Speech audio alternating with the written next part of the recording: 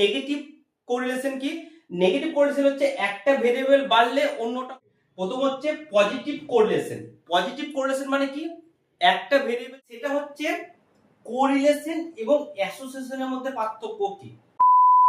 চলুন আজকে আমরা বুঝে নেব বাস্তব উদাহরণ সহ কোরিলেশন সম্পর্কে, কারণ এটা বিভিন্ন পরীক্ষায় কিন্তু আপনাদেরকে ধরতে পারে। কোরিলেশন কি? অ্যাকচুয়ালি কোরিলেশন হচ্ছে দুটো চলক অর্থাৎ দুটো ভেরিয়েবল কিভাবে পরিবর্তিত হচ্ছে সেটা একটা জানার মেথড, স্ট্যাটিস্টিক্যাল মেথড। ওকে, এবার চলুন আমরা দেখে নেব বিভিন্ন প্রকার কোরিলেশন সম্পর্কে। প্রথম হচ্ছে পজিটিভ কোরিলেশন। পজিটিভ কোরিলেশন মানে কি, একটা ভেরিয়েবল যদি বাড়ে তাহলে অন্য ভেরিয়েবলটা বাড়বে, আবার ঠিক বিপরীত, একটা ভেরিয়েবল যদি কমে তাহলে অন্য ভেরিয়েবলটাও কিন্তু কমবে। যেমন দেখুন উদাহরণ, আপনি যদি বেশি পড়াশোনা করেন তাহলে জেনারেলি নাম্বার বেশি পাবেন, পড়া কম হলে নাম্বার কম পাবেন। ওকে, কাজ যদি বেশি করেন টাকা আপনি বেশি ইনকাম করবেন, কাজ যদি কম করেন টাকা কিন্তু আপনি কম ইনকাম করবেন। ওকে, আবার দেখুন গরম যদি বেশি হয় আইসক্রিম বিক্রি কি হবে, বেশি হবে। গরম যদি কম হয় আইসক্রিম বিক্রি কিন্তু কম হবে। আবার ব্যায়াম যদি আপনি বেশি করেন শরীর ভালো থাকবে, ব্যায়াম যদি কম করেন তাহলে কিন্তু আপনার শরীর খারাপ হবে। অর্থাৎ পজিটিভ হবে একই দিকে কিন্তু ভেরিয়েবল গুলো চলবে। এবার চলুন আমরা দেখে নেব নেগেটিভ কোরিলেশন কি। নেগেটিভ কোরিলেশন হচ্ছে একটা ভেরিয়েবল বাড়লে অন্যটা কমবে, ঠিক আছে, কিংবা উল্টোটা, একটা ভেরিয়েবল কমলে অন্যটা বাড়বে। চলুন কয়েকটা বাস্তব উদাহরণ দেখে নিই। যেমন গেম যদি আপনি বেশি খেলেন পড়াশোনা কম হবে, গেম যদি কম খেলেন পড়াশোনা বেশি হবে। বৃষ্টি যদি বেশি হয় খেলাধুলা কম হবে, বৃষ্টি যদি কম হয় খেলাধুলা কিন্তু বেশি হবে। আবার দেখুন গতি যদি বেশি হয় সময় কম লাগবে, আর গতি যদি কম হয় সময় কিন্তু বেশি লাগবে। এটা হচ্ছে নেগেটিভ কোরিলেশন। আর একটা হচ্ছে নো কোরিলেশন, অর্থাৎ দুটো ভেরিয়েবলের মধ্যে যখন কোনো সম্পর্ক নেই তখন সেটাকে আমরা কি বলবো, নো কোরিলেশন। যেমন জুতো সাইজের সাথে পরীক্ষার নাম্বার কিন্তু কোনো সম্পর্ক নেই, তাই এটাকে আমরা বলবো নো কোরিলেশন। তাহলে পজিটিভে দেখুন এইটা একটা বাড়ছে অন্যটা বাড়ছে, একটা কমছে অন্যটা কমছে। আর এই পজিটিভটিকে আমরা আর ইজ ইকুয়াল টু +1 যখন হবে তখন সেটাকে আমরা কি বলবো, পজিটিভ কোরিলেশন। নেগেটিভ হবে দেখুন একটা বাড়ছে অন্যটা কমছে, কিংবা উল্টোটা একটা কমছে অন্যটা বাড়ছে, এটাকে আমরা কি করি, আর সমান -1 যখন মান পাবো তখন সেটা হচ্ছে নেগেটিভ কোরিলেশন। আর নো কোরিলেশন মানে কি, কোনো সম্পর্ক নেই, অর্থাৎ আর ইজ ইকুয়াল টু 0 যখন হবে তখন সেটা আমরা কি বলবো, নো কোরিলেশন। চলুন আরো কিছু কোরিলেশন সম্পর্কে জেনে নিই।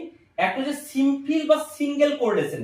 এখানে কি হবে, শুধুমাত্র দুটো ভেরিয়েবলকে নিয়ে যখন কাজ করা হবে তখন সেটা আমরা কি বলবো, সিম্পল কোরিলেশন কিংবা সিঙ্গেল কোরিলেশন। যেমন পড়া নাম্বার এই দুটো, কিংবা আপনি আর আমি দুজন, আমি একজন আপনি একজন, দুজন।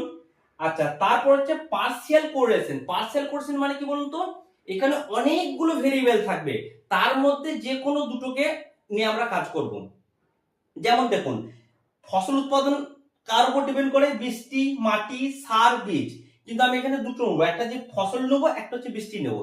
যেমন দেখুন ধরুন আমি আছি, আমার দেখা গেলো 5 জন ছাত্র আছে, লোটাস, সোমা, নার্গিস, রাহুল আর দেখা গেলো তো মামন। 5 জন আছে, আমি কাকে বেছে নিলাম, আমি লোটাসকে বেছে নিলাম, অনেকগুলো থেকে লোটাসকে বেছে নিলাম আমি আর লোটাস, তখন সেটা আমরা কি বলবো, পার্সিয়াল কোরিলেশন।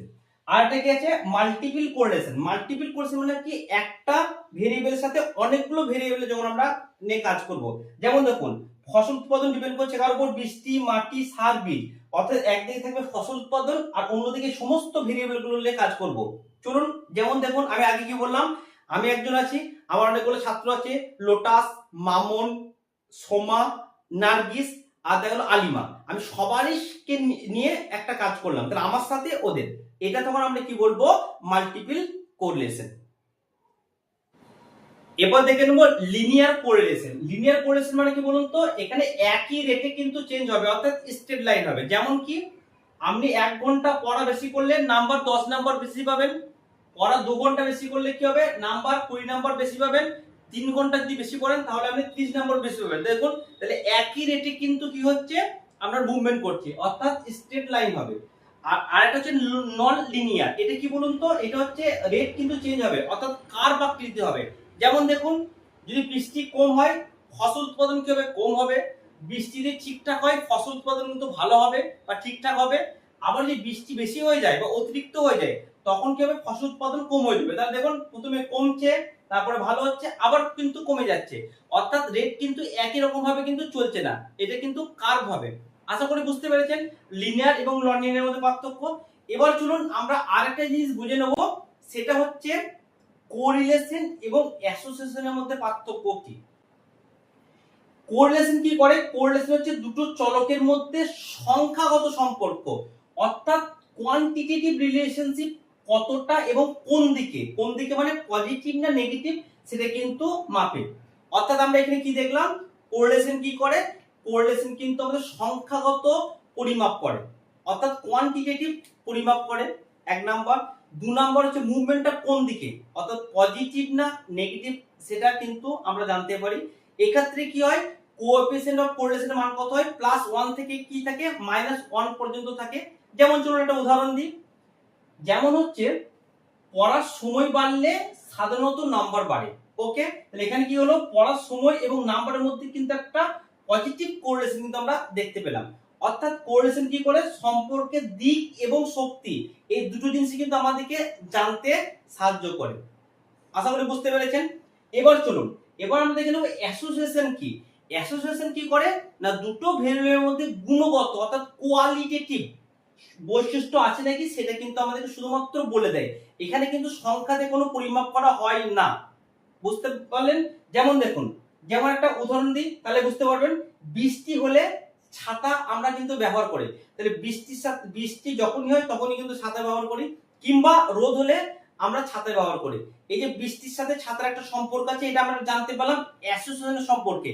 রোদের সাথে ছাতার একটা সম্পর্ক আছে, এটা আমরা জানতে পারলাম অ্যাসোসিয়েশনের সাথে। কিন্তু এটা কিন্তু কোনো সংখ্যা আমরা দিয়ে পরিমাপ করলাম না, শুধুমাত্র সম্পর্ক আছে এটা কিন্তু আমরা জানতে পারলাম কার মাধ্যমে, অ্যাসোসিয়েশনের মাধ্যমে। ওকে, তাহলে আমরা যদি দুটোকে পার্থক্য করি তাহলে কি দেখতে নেব, কোরিলেশনের ডাটার ধরন কি হবে, কোয়ান্টিটেটিভ অর্থাৎ সংখ্যাগত, অ্যাসোসিয়েশন কি হবে কোয়ালিটেটিভ অর্থাৎ গুণগত।